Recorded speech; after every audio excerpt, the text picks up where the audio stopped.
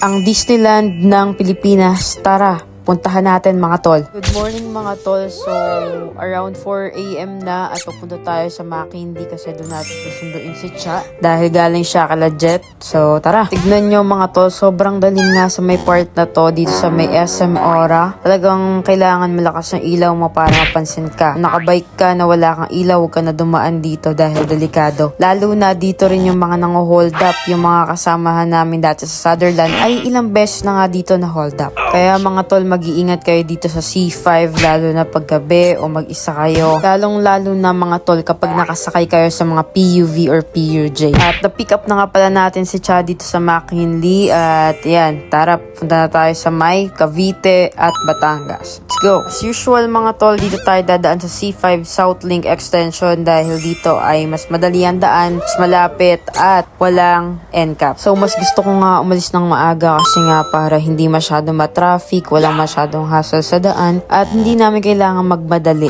Ayoko nga talaga mga tol yung masyado nagmamadali sa daan kasi para sa akin mas nagiging careless at mas napapalapit ka sa aksidente kapag ganun. At makalipas nga lang palang mga isang oras yun siguro ay dito na tayo sa Imus. At gusto ko lang rin i-share mga tol na mas gusto ko talaga yung arc dyan ng Imus dati kasi may watawat ng Pilipinas yun. Alam mo yun, nasa arc ka pa lang pero alam mo na makasaysayan na kaagad itong lugar na to. Says a lot about the place. Kaya sana ibalik yun. Uy mga tol, andito na tayo sa may Dasmariñas. Welcome to Dasmariñas. Let's go! Konti na lang. So mga tol, doon tayo hinto malapit na sa may silang. Lagi nating hinihintoan dito. Maganda kasi yung CR doon at malinis. Alam nyo ba mga tol na sobrang tipid ng motor ko. Simula Makati hanggang sa silang 2 bars lang yung fuel ko. Tapos hindi pa siya naubos. Pero nagpa-refill na ako dito para hindi rin nakakahiya.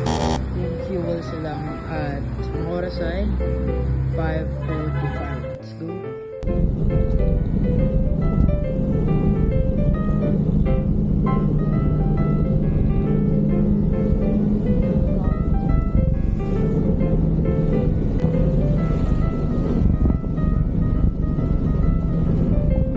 At kung hindi nyo pala alam mga tol, kapag kumaliwa kayo dyan ay papunta yan ng town proper ng Silang. Pero pagka kumano naman kayo o dumiretso kayo ay papunta ng Tagaytay yun. At mga tol, andito na nga pala tayo sa Tagaytay Rotonda. Ayan, sa pa-circle and dediretso lang ulit tayo kasi sa Lemery tayo dadaan. Let's go! Medyo lumalakas na nga pala yung ulan mga tol. Kung nakikita nyo yung camera ko, may mga raindrops na siya. Sa totoo lang, nilalamig na talaga ako kasi ang nipis pa lang na isuot ko na pants. Pero okay lang, let's enjoy the ride, let's enjoy this moment kasi ang ganda ng lugar at ang sarap ng simoy ng hangin. Actually, favorite weather ko nga to kung tutuusin eh. So, dito nga pala mga tol, ay kailangan natin kumanan kasi pag diniretso mo yan ay mapupunta ka naman sa may Sky Ranch. Sinasabi nila, hindi na matapos.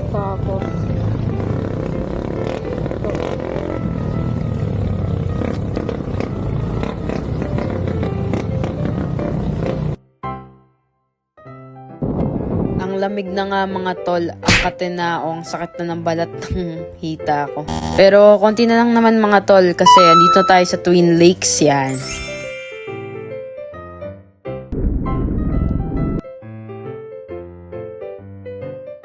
By the way mga tol, kailangan lumiko tayo dyan sa kaliwa pero didiretso ko muna kayo dito sa may Welcome to Nasugbu. Maligayang pagdating sa lalawigan ng magigiting. Ayun no? At lumiko na nga pala kami papunta ng Lemery at ang ganda pala ng daanan dito mga tol. Pero puro mga bangin ang dadaanan nyo kaya mag-iingat kayo dito.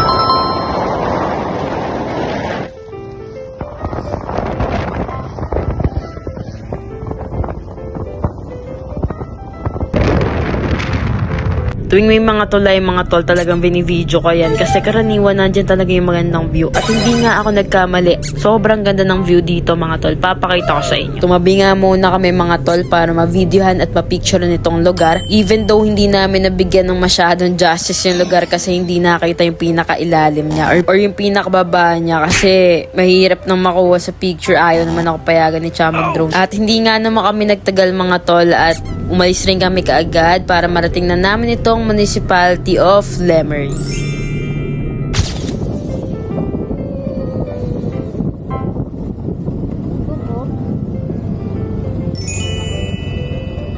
Wow! Sayang mga tol kasi closed na yung lugar na to. Pero feeling ko kapag may isang tao na magde-develop o magfa-fund dito ay maraming pupunta. Hindi naman maitatanggi na maganda talaga tong lugar kasi nasa malayo ka pa lang pero talagang nakukuha yung attention mo. At pati mismong mahay ka ng GMA 7 on ay dito Chinook. Puntahan nyo na to mga tol. Yun lang. Ciao!